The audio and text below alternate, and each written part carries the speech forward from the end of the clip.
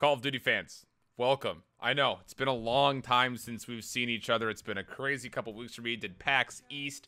Was gone from Thursday until late yesterday, so we didn't really get a chance to do much with all the breakdowns from the week before because I knew I was going to be gone, had to do all the packing things. There's a bunch of wildness going on, and this week I will only be doing an upload on Tuesday and Thursday as I will be traveling down to Georgia State tomorrow to be working in esports clinic. We got a lot of things going on my end that resolves around the casting stuff, so I apologize for being a little bit lackluster on the YouTube content.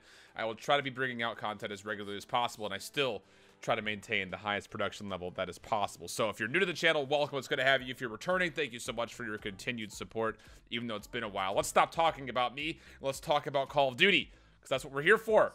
Taking a look at what the standings looked like after our first week of divisional play, going into week numero dos. We have ourselves quite an interesting breakdown. Again, put all of Fort Worth's results out of your head because those don't really make any difference towards the actual Pro League regular season. Those are standalone tournaments. So you'll see things like Heretics up top from where they finished off their first week. E United still up there, but Gen G and Midnight also near the top. And of course, Reciprocity on the lower end. It seems a little strange to see them that low after where they finished at Fort Worth. But this is what it looks like. And then of course, our week 6 schedule is as it appears on the bottom right. Let's go ahead and dig in, share some of the results and some of the reactions, and get you ready for the rest of the week. Taking a look at Monday, Gen G and Denial would start things off, followed by Splice and Midnight, Optic and Enigma 6, and Reciprocity and 100 Thieves. Quite the mismatch of teams in this one, as it was a pretty straightforward day as you would expect it to be. Gen G and Denial, it would start off as Gen G always does, by losing the first hardpoint and then cleaning up the back three. Gen G still looking like an absolutely dominant team, even though they did not have, I think, the placement that they would have liked when it came to Fort Worth. They're still showing that they are very much so a major team, and again, as time goes on, Envoy being in this roster will continue to make them great. Denial, though, they didn't look terrible all the time. The Search and Destroy was pretty abysmal, but even the last control rounds and the last hardpoint were not exactly what I would call huge blowouts. Yes, it reads as a 3-1. Denial didn't look too terrible. They were just inconsistent, which I think is the best way of saying it, and just not playing at the same level that they would need to take down an opponent like Gen G. So that would read as a 3-1. Splice and Midnight. And again, Midnight being that team that just made that huge roster swap, essentially dropping almost every single player on that team, with the exception of Llama God, they would start to kind of get themselves moving in the right direction again. Splice, obviously a team that we expected to win this round.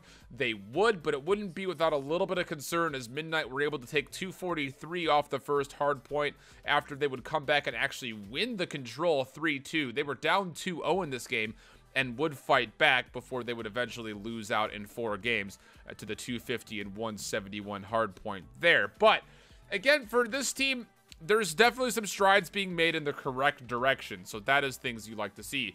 But for Splice, they were just too much of an opponent. And then Optic Gaming, first time we've seen this roster on the regular season land. Of course, Dashy and the gang not having the best Fort Worths ever, most notably Scump and TJ not having great rounds whatsoever throughout Fort Worth, as Scump was again dancing back and forth between Sog and Maddox, and not to a very pleasant tune. This one would also be a little bit estranged, as it would start off Optic taking the 250 to 189 on the hard point, but then Enigma 6 would hit back, and they would hit back hard, looking really solid on the Search and Destroy, and then stomping out Optic on the frequency control before Optic would come back and say no more nonsense, we'll take it from here.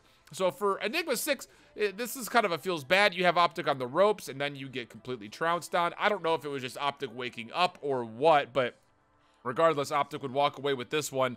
And it left a lot of question marks, I think, about Optic, but I would say just as many, if not more, from previously about Enigma 6 when it comes down to their ability to actually win out hard points, which in the past has not been their worst modes whatsoever. It used to actually been their Search and Destroy where things were terrible for them. They were good at control pretty much always. They're actually one of the best control teams in the game right now. But the Search has always been bad, and it just comes down to at what point will they start getting better at hardpoint. And we finish off the day with Reciprocity and 100 Thieves.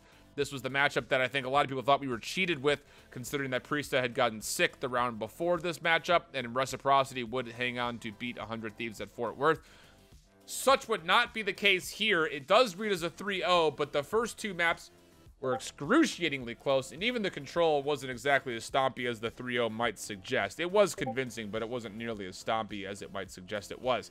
So 100 Thieves, they would win the day here. Reciprocity, not quite up to the task, but very close to sending it to a Game 4, if not Game 5 scenario, if they would have just been able to find those first 2 map wins. So that would be the end of the day. We'll take a look at Tuesday. Optic and Denial. Reciprocity, Enigma 6, Midnight, and 100 Thieves, and Splice and Gen G. And for me, this should have been a very straightforward day, I would say. It just looked to be one of those things that, well, if you're taking a look at these matchups and where they were good at and where they weren't good at, it should have been a pretty easy day to guess.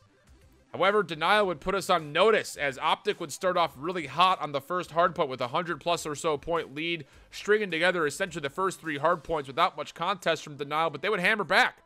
Denial would actually send us all the way through to a Game 5 before they fell in round 11 of Game 5 to Optic. A very close set. Closer than it should have been, to be honest. It should have been just put away in 4, but Optic not quite able to close things out again on Frequency hardpoint. Frequency seems to be a little bit of an issue for Optic since their return with Dashy in the mix. Reciprocity, Enigma 6. Actually, as I'm looking at this, I have my graphics a little bit backwards, but you will see it as we go. Reciprocity, this should have been the team to walk away with this one, no problem. You would think Chino had an incredible day today, though. I will say I have never been impressed by Chino, at least not in Black Ops 4 yet. Today was the first day that I said, okay, Chino, I see you. I see you. He was plopping off. Dylan, though, would be too much for Enigma 6 at the end of the day. He's just looking super solid. Tommy had a couple of great plays. The whole gang really did show up. You see the scores as they pop up. Hardpoint looked great for Reciprocity. A very close back and forth control on Arsenal that literally went match for match for match for match. Enigma 6 just happened to start on defense, and the search and destroys were a little bit of a half and half, but that reads as actually a 3-2 favoring Reciprocity. Pardon my graphical error. Then we get to Midnight and 100 Thieves. And again, remember how I said Midnight did not look terrible versus Splice, but obviously not the same caliber.